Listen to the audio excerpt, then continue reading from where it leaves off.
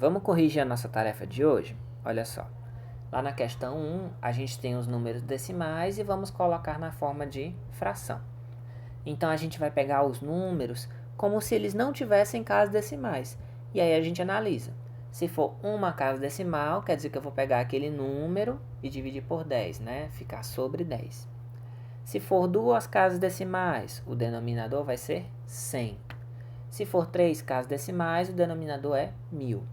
E aí a gente vai fazer de uma por uma cada um dos itens. Lá na letra A é o número 0,7. Tira a vírgula desse número. A gente fica com o número 7. Então, esse 7 vai ser o numerador da fração. Vai ficar 7 sobre. Quantas casas decimais ele tem? Uma, né? Então, vai ficar 7 sobre 10. Porque se o número só tem uma casa decimal, o denominador é 10.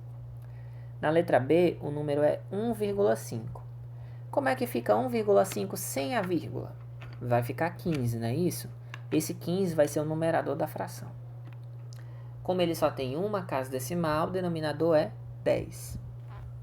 O 15 sobre 10 dá para simplificar por 5. Aí eu dividi, 15 dividido por 5 dá 3, 10 dividido por 5 dá 2.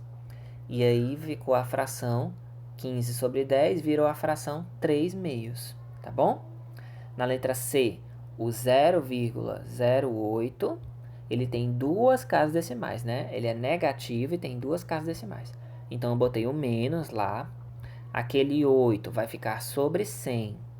Então, aquele menos 8 sobre 100 eu posso simplificar por 2. 8 dividido por 2 dá 4. 100 dividido por 2 dá 50. Então, a fração virou menos 4 sobre 50. Dividir de novo por 2. Ficou menos 2 sobre 25. Então, a letra C é menos 2 sobre 25, tá bom? A letra D tem 3 casas decimais. Então, vai ser aquele número dividido por 1000. Então, vai ficar 3 sobre 1000. Como não dá para simplificar, a questão D acabou aí. A letra E é menos 2,2. O 2,2, né, como se fosse o 22 com uma casa decimal. Então, a fração vai ser menos, porque é um número negativo, o 22, que vai ser o número em cima, e embaixo vai ficar 10, porque ele só tem uma casa decimal. Simplifica por 2, ó, menos 11 sobre 5. A letra F é muito parecida, né? Tem 15,7. Tira a vírgula, fica qual número? 157, é o que vai ficar lá em cima. Quantas casas decimais ele tem? Só uma, então o denominador é 10. Não dá para simplificar, então já acabou, fica 157 sobre 10. É tranquilo, né?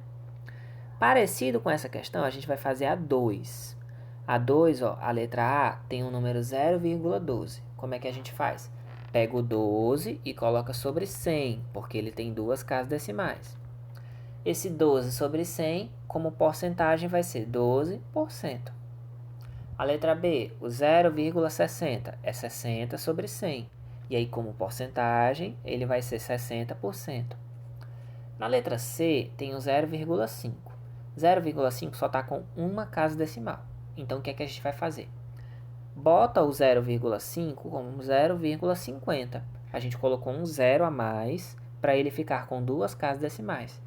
E aí, como ele já tem duas casas decimais, a fração vai ficar 50 sobre 100, 50%. Lá na letra D, tem o número 0,97, que é 97 sobre 100. Então, a fração vai ficar 97 sobre 100 e a porcentagem vai ser 97%. A questão desafio, né, ela trabalha dízimas periódicas.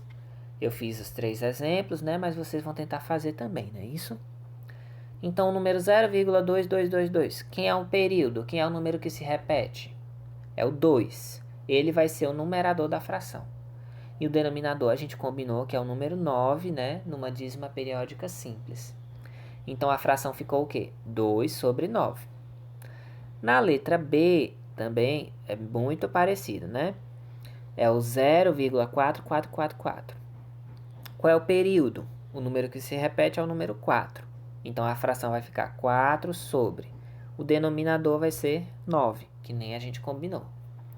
Na letra C, 0,55555, o período é o 5 e o denominador 9, né? Vai ficar 5 sobre 9. E essa foi a nossa tarefa de hoje, beleza? Valeu!